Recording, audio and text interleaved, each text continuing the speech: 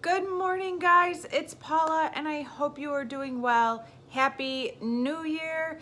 Some of you guys might notice that I am looking a lot like I did in yesterday's video. That is because I am filming this a day early. It is still New Year's Eve here for me, but I wanted to get this filmed before tomorrow when I start working on this palette. This is going to be my introduction for Pan That Palette 2019. This is going to be another Pantastic Ladies collaboration. Pantastic Ladies are a Facebook group that is all about panning. They have a list of ongoing projects that you could jump in on at any time if you are interested, and they're also a source of support for anybody attempting to do a no buy or a low buy. So if you are interested in joining, please go over to Facebook and look them up and they will let you in after you answer a couple of questions, I guess, because it is a closed group. Anyways, the theme for Pan That Palette 2019 with the Pantastic Ladies is Pan as Old as Time. That is a bit of a play on words from the Beauty and the Beast song, Tale as Old as Time. And so they decided to go with Pan as Old as Time. And the only requirement was that you worked on some really, really old eyeshadow. I knew what I wanted to do for Pan That Palette 2019 back in April of 2018. It's not a novel idea. Others have done it before me, but I knew it's what I wanted to do for this year. And that was work on depotted shadows or single eyeshadows that were in a magnetic palette and kind of pull them together to create my own Pan That palette. I have been a depotting fiend in the past, and I have depotted and depotted and depotted. I've bought more and more magnetic palettes to fill them, and then once I've done that and that satisfaction from depotting everything is kind of over, the shadows are never looked at again. In 2018, I started pulling out a few depotted like face powders and working on them, and it was so nice to start creating space in my magnetic palettes. So that's what I'm doing. Let me show you the palette. A few months ago, I posted a video called Reorganizing My Magnetic Palettes, and I just felt the need to move some stuff around because basically all of my magnetic palettes had been kind of color coordinated. So I had a palette that was full of all just kind of white and off-white highlight shades and cream matte shadows. And then I had a palette that was like all browns. And then I had a palette that was all like kind of deep, murky, like mauves and greens and blues. So in that video, I just kind of started playing with my depotted singles and my magnetic palettes and rearranging to kind of create a more cohesive palette. I loved the color coding organization, but no single palette was a cohesive palette because they were divided by color. So I started rearranging to create a more cohesive palette with the singles that I have depotted, and this is what I came up with. Here she is. Some of these are some of the oldest shadows I own. Others are newer. I decided that one of the benefits of doing a magnetic palette is I could create whatever combination I wanted. So rather than strictly doing all of my oldest shadows that I own, I would do a ton of older shadows, but I would also throw in some newer singles and enjoy those and kind of pair the two together to create looks that I liked. So here is the palette. I did make one little change after that video was finished. This has been sitting on my bathroom counter since that video, and I've been hemming and hawing. Whoa. And finally, I decided that this shadow that I had right here was originally Grandstand. Now, I love the shade Grandstand from Makeup Geek. It is a gorgeous shade, but in my 2020 Vision Project pan, I'm also working on the L'Oreal Infallible Pigment in Amber Rush, and guess what? They are basically dupes for one another. And so since I want to start making some good progress on my Amber Rush pigment, that has basically been ignored for the first 6 months of that project. There was no need to put in another shadow into this palette that looked quite so similar. So I ended up going with a nice little green. This green shadow is a different Makeup Geek shadow in the shade Fantasy.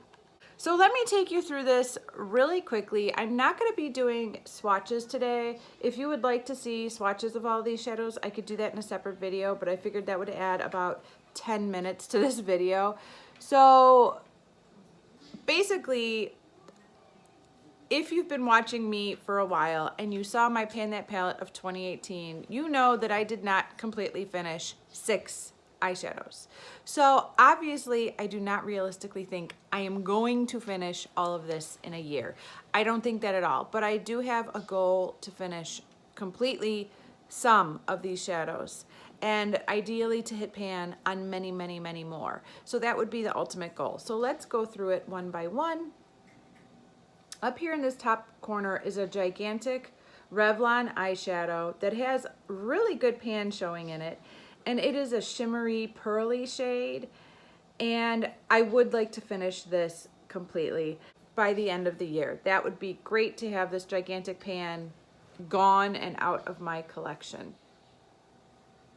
Right here, up here, is a blush that is in a very awkward pan. I cannot stand awkward pans. They drive me nuts. And I don't even remember what, I believe it's a Clinique blush, but it's obviously been repressed into that pan, so it might be something else. I'm not even sure what the original brand is. It is that old. But this is a blush that I will be using during the year. Now, there you will see there are blushes, bronzers, setting powders, eyeshadows. These are going to be used interchangeably. If I want to use them on my face, I'll use them on my face. If I want to use them on my eyes, I'll use them on my eyes. There will be no rules as to what these products are used for during the year. Over here, we have a Mary Kay single eyeshadow. I believe the shade is called like Vanilla or something. And it is basically brand new. I've never used it once. It is very similar to this one, but if there's one shade that I can go through in a year, it is a Vanilla Highlight Shimmery shade. So I am hoping that I will finish this one and move on to this one next, but we'll see. Over here is one of the older Mary Kay eyeshadows. This is what they looked like before they switched to this pan. And this is just a beautiful dusty rose shade that I love using in my transition. And I believe I am close to hitting pan. There is a ginormous dip in there. So hopefully I can hit pan on that quickly. This shadow right here, I am not sure what palette that came from. It might be from like a Lancome gift with purchase. I'm really not sure. These have been depotted so many years ago that I don't remember what all of them are, but it is a gorgeous kind of satin taupe shade. It reminds me of MAC satin taupe, like a taupey silver, and I love those kind of shadows, so I'm really excited to have that again. I also have 2 matte shades here. One's like a dusty rose again, and this one is more brown, but I don't remember what palettes these are from either. And then here is a beautiful cranberry shade from a palette that I've had in my collection. Well, it's not a palette anymore, but I've had that eyeshadow in my life for as long as I've been into makeup, and I depotted it, but this shadow is beautiful. It is so old, but it is a gorgeous color, and I go to it all the time. This is like a matte kind of beigey, peachy shade that I might use as a transition shade, or on the rare occasions that I set my eyeshadow primer, I could use this for that. This is another peachy transition shade. I don't know what the brand is.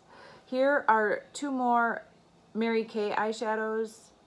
Don't ask me what the names are. I believe this one's called Espresso. I don't remember what this one is, but they're just great, nice neutral browns. This kind of orangey shade right here came from the same palette as this shade right here. Like the pans as old as time eyeshadows, like they are old. And this purpley shadow has a really good dip in it, and the pan is not that deep. And it came from an Almay trio that was focused on like brown eyes or hazel eyes. There was a creamy vanilla shade, like a beautiful bronzy shade, and this purpley shade. I have completely panned the creamy vanilla shade, I think 2 years ago, but I'd like to finish this one. Over here is a sample that I received in an Ipsy bag. It's another highlight shade. Do you guys remember, have any of you guys been with Ipsy so long that you got like a little Glam RX itty bitty eyeshadow palette with these itty bitty eyeshadows? That was from that Glam RX. It is a very, very small pan, but it is deep. It is deep. So I don't imagine that going too quickly, but I figured I'd throw it in and move it out because it annoys me. This shadow right here is kind of my first ever duochrome eyeshadow. It's from an old Victoria's Secret quad that had all, I'll just swatch this one. It had all white shadows that were kind of like shifting. So this one was the white shadow that shifted to gold. And then there's a white that shifts to pink, a white that shifts to green, and a white that shifts to like a bluish purpley color. They were kind of doing duochrome before duochrome was a thing. But this is just a really nice inner corner highlight, a nice brow bone shade. So I'd like to hit pan on that. It's basically brand new. This is a Tarte shade that's a creamy matte shadow, and it came from a holiday palette. This is another Mary Kay powder. It's got a white, completely matte white side and a matte pink side over here, and I plan to use that ideally as like an under eye setting powder, but we'll see how that goes. It might be another powder that can be used to set my eyeshadow primer before I start applying eyeshadow. This is a blush here that I received in an Ipsy bag. It is from Elizabeth Mott, and it's in the shade Peach Pink.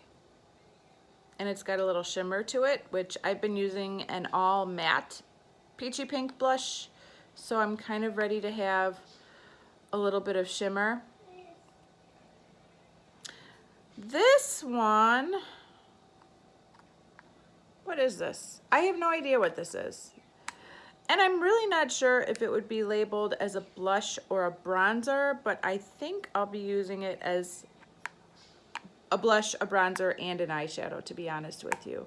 It's like a reddy, orangey bronze shade, but I think if I apply it lightly, I can use it as a blush. I think it would make a great eyeshadow, and of course I could probably do some bronzing with it.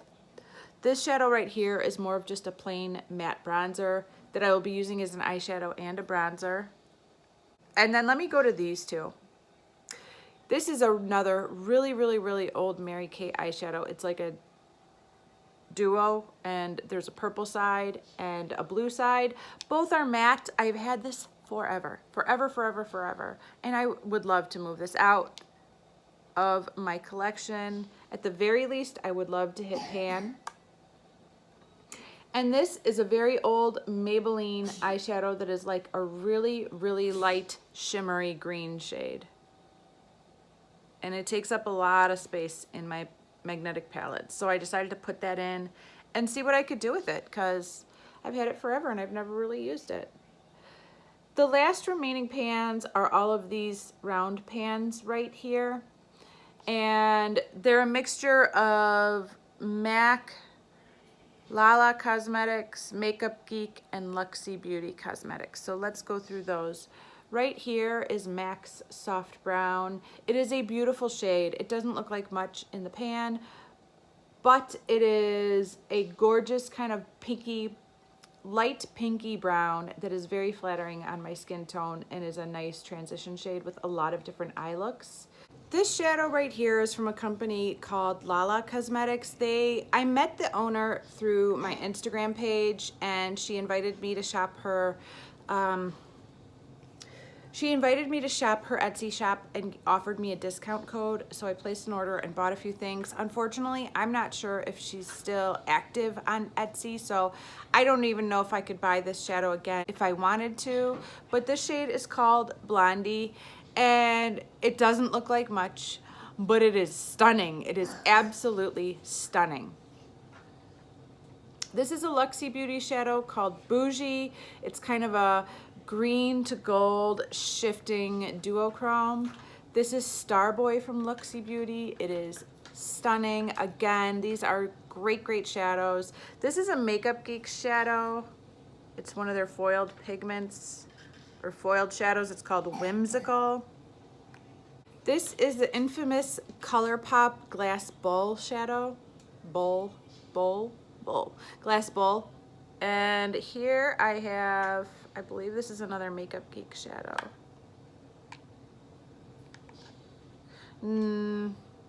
Yes, this is Flamethrower from Makeup Geek, right there. This is another shadow from Lala Cosmetics. And then this one is also Makeup Geek, and it's called Fantasy. So my goal is to hit pan on lots and finish some. This is gonna be basically an all over face palette. This will be the blush I use, like one of these will be the blush I use for all of 2019. And I will also be multitasking some of these shimmery white shades as a highlighter for parts of the year. My goal is to use this palette on average about 6 days a week, which is way more than I used my pure Go Nude palette from 2018. I was not committed to using that palette 6 days a week. I played around with a lot of different makeup, and I'm glad I did. Like, I have no regrets about it, but I'm hoping that because I have so much variety in this palette compared to the palette I worked on last year, that I will be able to commit to this a little bit more and really see how much progress I can make on this palette. But yes, this is a massive amount of eyeshadow. I know that the layout of this palette will drive some of my neat freak friends out there a little bit crazy, because there's square pans mixed with round pans, mixed with rectangle pans, mixed with pie-shaped pans. But I really wanted to focus on some older shadows combined with some newer shadows, and I really wanted to fit the maximum amount of pans humanly possible in this palette. And I rearranged it and rearranged it a million times, but in the end, this layout was the way that got the most shadow to fit. So this is it. I'm gonna get you in one more time for a close-up look, and we are out of here. So starting tomorrow for me, which is today for you guys watching, this will be the eyeshadow palette I use for hopefully a minimum of 6 days a week. I'm so excited. I'm ready. If you guys saw my Pan That Palette finale from yesterday, you will know that this is not going anywhere completely. I will continue to be working on finishing off this kind of shimmery bronzy powder, this powder that I use in my eyebrows every day, and these two shadows, which are part of my Baby Pan That palette that I'm currently working on. All right, you guys, tell me what you think down below. Does this palette look cohesive? Is there some shadow that I completely missed out of this lot that I should have put in here? I do not have a black in this palette. That wasn't necessarily by design. I don't hate black eyeshadows, but this pan of Espresso from Mary Kay is really deep, and that will perform in a way that a lot of black shadows would for me. I would be able to use it as an eyeliner or to deepen up my outer V. So maybe next year's Pan That palette will have a black in it, but for now I don't. But I do feel like I got a good mix of color and neutral, cool and warm, light, medium and dark, matte and shimmer. I really tried to cover all of the bases in this palette so that I wouldn't need to go outside of this palette for much. So that is the goal. Thank you guys so much for watching. Happy New Year to all of you, and I will see you in the next video. Bye.